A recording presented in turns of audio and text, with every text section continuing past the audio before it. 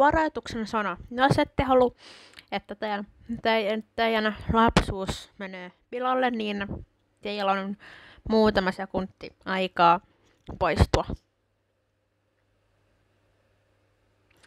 Noniin.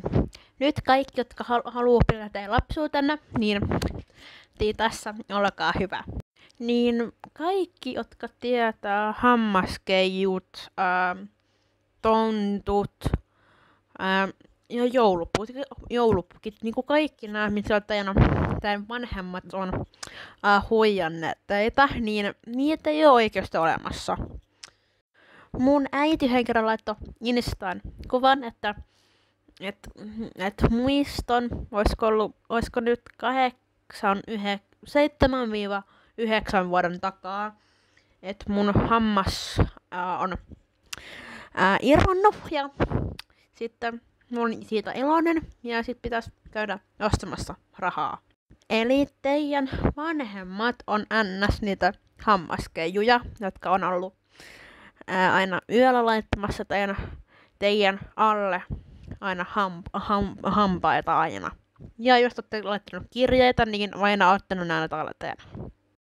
Ja sitten nyt siirrytään jouluun. Eli tontut ja kaikki nää. Niin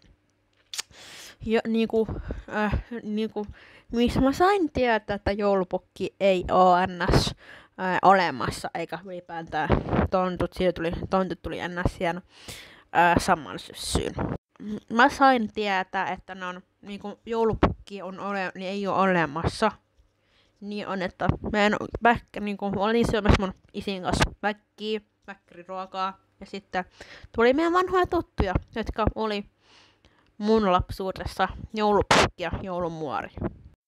Ja sitten mä sain sitä kautta tietää, että nyt yksi joulu, tätä lähivuotta, niin mä sain tietää, että nuo vanhemmat, jotka laittaa aina joulukuun ensimmäisenä päivänä sulle joulukuun ensimmäistä joulukuuta tulee aina näitä mitkä nämä onkaan nämä joulukalenterit laittaa aina tänne pöydän alle.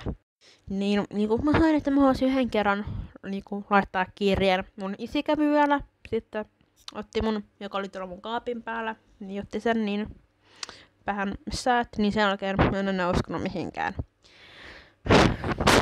Eli teitä vanhemmat, teitä lapset.